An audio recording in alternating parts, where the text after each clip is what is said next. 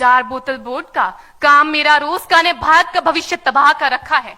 हम ना एक ऐसे समाज में जीते हैं जहां लड़कों से बात करता देख जो भाई हड़काते हैं, लड़कों से बात करता देख जो भाई हड़काते हैं, वही भाई अपनी गर्लफ्रेंड के किस्से घर में हंस हंस कर सुनाते हैं। और मैं बता दूं, महिला सुरक्षा के मामले में हम आज भी चौथे नंबर पर आते हैं। हम ना एक ऐसे समाज में जीते हैं जहां पत्थर की मूरत को लगते हैं 56 भोग और भूखे नंगे तड़पते सो जाते हैं लोग, भूखे नंगे तड़पते सो जाते हैं लोग। मजदूर को मजदूर समझिए, मजबूर नहीं। गरीब को काम दीजिए, दान नहीं। और अगर दान देने के इच्छुक हैं तो जीते जी रक्तदान दीजिए और मरने के बाद अंग दान देकर किसी मरते हुए को जीवन दान दीजिए। यही सच्ची देशभक्ति और यही सच्चा राष्ट्र प्रेम है। ना सरकार मेरी है ना रब मेरा है, ना सरकार मेरी है ना रब मेरा है, और ना ही ये बड़ा सा नाम मेरा है। बस इतनी सी बात का गुरूर है मुझे कि मैं भारत की हूं और ये भारत मेरा है और ये भारत मेरा है। परंतु एक वैचारिक बीमारी हमारे समाज में मुझे नजर आती है। कहा जाता है हम दुनिया के सबसे बड़े लोकतंत्र हैं, जहां हिंदू पैदा होते हैं, मुस्लिम, सिख और ईसाई भी पैदा होते हैं, लेकिन बदकिस्मती है अब इंसान पैदा नहीं होते। और मेरे विचारों में ना हिंदू की जरूरत है ना मुसलमान की जरूरत है। राष्ट्र निर्माण के लिए केवल अच्छे इंसान की जरूरत है, केवल अच्छे इंसान की जरूरत है। जरा सोच कर देखिए, ये पेड़ पौधे और शाखाएं भी परेशान हो जाएं अगर परिंदे भी हिंदू और मुसलमान हो जाएं। एक शैक्षणिक बीमारी भी हमारे समाज में मुझे नजर आती है, और बड़े ही आश्चर्य की बात है जिस देश ने पूरी दुनिया को तक्षशिला और नालंदा देकर के विश्वविद्यालय शिक्षा की बुनियाद रखी, आज विश्व के 100 सर्वश्रेष्ठ विश्वविद्यालयों में हमारा एक भी विश्वविद्यालय खड़ा नहीं हो पाता। जहां एक और हमारे पास IIT, IIM और NIT जैसे शिक्षण संस्थान हैं, तो वहीं दूसरी ओर इस देश के गरीबों को बेरोजगारी की जमात में खड़ा करने के लिए उनके हाथ में सर्व शिक्षा अभियान का झुंझुना पकड़ा दिया जाता है। और मैं बता दूं, इस शैक्षणिक बीमारी का केवल एक कारण वो ये कि हमारे देश की शिक्षा नीति केवल 2 तरह के लोगों के लिए बनती है। पहले वो जो विद्वान हैं और दूसरे वो जो धनवान हैं। इसी तरह की कई गजब की बीमारियां हैं, और इन बीमारियों की जो जड़ है ना, वो हमारा अंधविश्वास। और मेरे विचारों में जब तक इस देश का युवा अपनी सफलता के लिए मंदिरों में जा जाकर नारियल फोड़ फोड़ कर भगवान को रिश्वत लगाता रहेगा, हमारे समाज का शिक्षित वर्ग ही बिल्ली के रास्ता काटने पर खड़े हो जाना, अपने धर्म अपनी जाति को ऊंचा मानकर दूसरों के धर्म की अवहेलना करता रहेगा, तब तक ना तो इस देश से अंधविश्वास खत्म होगा और ना ही हमारा राष्ट्र निर्माण संभव होगा। हमारी संस्कृति, हमारी सभ्यता को दुनिया ने शीश नवाया है, तो क्यों आस्था के नाम पर हमने अंधविश्वास फैलाया है? मेरे विचारों में हमारा राष्ट्र निर्माण तब संभव होगा जब इस देश में महिलाओं की पूजा नहीं, उनकी इज्जत की जाएगी। राष्ट्र निर्माण तब संभव होगा जब हम जातिगत आरक्षण नहीं बल्कि सामाजिक सशक्तिकरण पर बात करेंगे। राष्ट्र निर्माण तब संभव होगा जब स्वच्छता अभियान में केवल सरकार नहीं बल्कि सड़क पर चलने वाला हर एक नागरिक हाथ बंटाएगा, स्वच्छ भारत स्वस्थ भारत को दिल से अपनाएगा। असल मायने में हमारा राष्ट्र निर्माण तब संभव होगा जब एक गरीब बच्चा मध्याह्न भोजन के नहीं बल्कि ज्ञान अर्जन के लिए सरकारी स्कूल की चौखट पर कदम रखेगा। और हमारा राष्ट्र निर्माण तब तक संभव नहीं होगा जब तक एक नागरिक नैतिक रूप से सटीन, चारित्रिक रूप से भ्रष्ट, मानसिक रूप से दिवालिया, धार्मिक रूप से अंधा, राजनीतिक रूप से गंदा, स्वैच्छिक मान मूल्यों के आंकड़ों में जिन्न शिन्न पैपंदमयी अखंड भारत को खंड खंड करता रहेगा। तब तक हमारा राष्ट्र निर्माण संभव नहीं होगा। बड़ी बड़ी बातें नहीं, छोटी छोटी कोशिशें करनी होगी, क्योंकि ठोकर हमें पहाड़ से नहीं पत्थरों से लगा करती है। I being an Indian, I being a student, I being a symbol daughter of this motherland feel proud to be an Indian। और मैं सैल्यूट करना चाहूंगी सरहद पर दिन रात हमारी रक्षा के लिए खड़े हर उस जवान को, इस देश की पुलिस, प्रशासन और किसान को, और इस देश के हर उस व्यक्ति को जो अपना काम पूरी ईमानदारी, पूरी मेहनत और पूरी लगन से करते हैं, जिनके बिना राष्ट्र निर्माण की कल्पना करना भी असंभव सा लगता है। और आज इस मंच पर पूरी जिम्मेदारी के साथ मैं भारत की बेटी ये कहती हूं कि हमारा राष्ट्र निर्माण तब संभव होगा जब हम सभी, मैं, आप, हम सब मिलकर प्रयास करेंगे, क्योंकि हमारे देश की जिम्मेदारी नहीं है हमें आगे ले जाने की, हमारी जिम्मेदारी है अपने देश को आगे ले जाने की, अपने राष्ट्र को आगे ले जाने की, अपने वतन को आगे ले जाने की। शाली है कि हमने स्वतंत्र भारत में जन्म लिया। यूं तो आजादी की लौ 1857 में ही जल चुकी थी, जो वर्षाल बनकर 1947 में हमारे देश को आजाद कराई।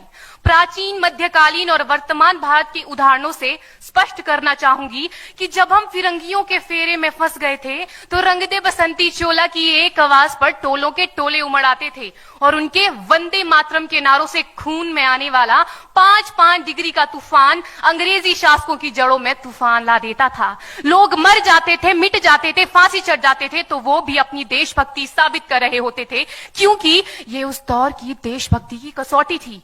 उसके बाद 62, 65 और 71 के युद्धों में अपना सुहाग गवा देने वाली औरत, जब घर के हालात ये हो जाया करते थे कि प्यार भी भरपूर गया, मांग का सिंदूर गया, नन्हे नौनिहालों की लंगोटियां चली गई, छोटी छोटी बेटियों की चोटियां चली गई, बाप की कमाई गई, भाई की पढ़ाई गई, ऐसा एक विस्फोट हुआ पता ही चला नहीं, पूरे जिस्म की ही कई बोटियां चली गई। और आपके लिए तो एक आदमी मरा है साहब, किंतु मेरे घर की तो बावजूद भी एक माँ अपने बेटे को सरहद पर दुश्मनों की धज्जियां उड़ाने के लिए भेज देती थी और उसे पत्र लिखाकर ये भेजा करती थी कि अम्मा ने खत लिखा है बड़े ही चाव से, पुत्र मेरे ना घबरा जाना, 1 इंच भी पीछे ना हटना, चाहे इंच इंच कट जाना, चाहे इंच इंच कट जाना। इस तरह पूरा परिवार अपनी देशभक्ति साबित कर रहा होता था। तब देश बलिदान मांगता था, तब देश लड़ जाने को कहता था, तब देश मर जाने को, मिट जाने को, फांसी चढ़ जाने को कहता था। किंतु आज देश लड़ जाने को नहीं कहता, आज देश मर जाने को, मिट जाने को, फांसी चढ़ जाने को नहीं कहता, बल्कि मेरे विचारों में यदि कोई व्यक्ति अपना काम पूरी ईमानदारी, पूरी मेहनत और पूरी लगन से करे ना, तो वही सबसे बड़ा देशभक्त है। मैं नहीं मानती कि फेसबुक और व्हाट्सएप की डीपी को 3 रंग में रंगना ही देशभक्ति है। और यदि आप कहेंगे कि साल में 2 बार हाथ में तिरंगा ले लेना देशभक्ति है, तो मैं पूछना चाहूंगी कि फुटपाथ में रहने वाला वो बच्चा ट्रैफिक की छांव में नंगे पांव में जब तिरंगा बेच रहा होता है, तो क्या इसे आप उसकी देशभक्ति कहेंगे? ये उसकी देशभक्ति नहीं, उसके पेट के भूख की शक्ति है जो उसे ऐसा करने पर मजबूर करती है। क्योंकि ना मस्जिद को जानते हैं, न शिवालों को जानते हैं, ना मस्जिद को जानते हैं, न शिवालों को जानते हैं। जो पेट के भूखे होते हैं ना, वो सिर्फ भोजन के निवालों को जानते हैं, वो सिर्फ भोजन के निवालों को जानते हैं। अपने परिवार, अपने समाज, अपने देश के लिए समर्पण का भाव है देशभक्ति। और हर देशद्रोही के जीवन में आने वाला तूफान है हमारी सच्ची देशभक्ति, ताकि हर देशद्रोही ये समझ सके कि अगर तू परिंदा है तो ये आसमान तेरा है, अगर तू दरिंदा है तो ये शमशान तेरा है, भाईचारे से रहना है तो रह इस जमीन पर, वरना ये कब्र भी तेरी है और यही कब्रिस्तान तेरा है और यही कब्रिस्तान तेरा है। लेकिन एक देशद्रोही से ज्यादा देशभक्ति तब आहत होती है जब एक बेटा अपने बूढ़े माँ बाप को वृद्धाश्रम की चौखट पर छोड़ आता है। कराउटती है वो देशभक्ति जब मुसीबत में फंसे लोगों की जान बचाने से ज्यादा हम सेल्फी लेकर अपने लाइक बढ़ाने में लगे रहते हैं। आज के इस दौर में वो युवा जिनके ऊपर जिम्मेदारी थी अपने देश, अपने समाज, अपने राष्ट्र की आशाओं को बांधे रखने, क्या हिंदुस्तान महान था, महान है, महान रहेगा। मेरा हिंदुस्तान महान था, महान है, महान रहेगा। होगा हौसला सबके दिलों में बुलंद तो एक दिन पाकिस्तान भी जय हिंद कहेगा। पाकिस्तान ही क्यों, सारा जहान जय हिंद कहेगा। क्योंकि सारे जहां से अच्छा हिंदुस्तान हमारा, सारे जहां से अच्छा हिंदुस्तान हमारा, हम बुलबुलें हैं इसकी, ये गुलिस्तान हमारा, ये गुलिस्तान हमारा। जय हिंद, वंदे मातरम। हमरे यहाँ वीकेंड फ्राइडे, सैटरडे और संडे नहीं होता है। हमरे यहाँ वीकेंड फ्राइडे, सैटरडे और संडे नहीं होता। हमरे लिए हफ्ता शुक्र, शनिचर और इतवार होता है। हमरे लिए हफ्ता शुक्र, शनिचर और इतवार होता है। और ये बर्गर, कोक, फ्राइज, डाइट ये सब इन शहर वालों के लिए नखरे हैं। हमरे लिए खाना लिट्टी चोखा और अचार होता है। हमरे लिए खाना लिट्टी चोखा और अचार होता है। और ये शहर वाले प्यार करके टूट जाते हैं। ये शहर वाले प्यार करके टूट जाते हैं। और जब हमारा दिल टूटता है ना, तो सीधे सर पे यूपीएससी सवार होता है। तो सीधे सर पे यूपीएससी सवार होता है। आना मेरे गांव में, दिखाएंगे तुमको कैसे सूरज को भी जमीन से प्यार होता है। और इतनी खूबियां है मेरे गांव की, तब जाके बिहार बिहार होता है।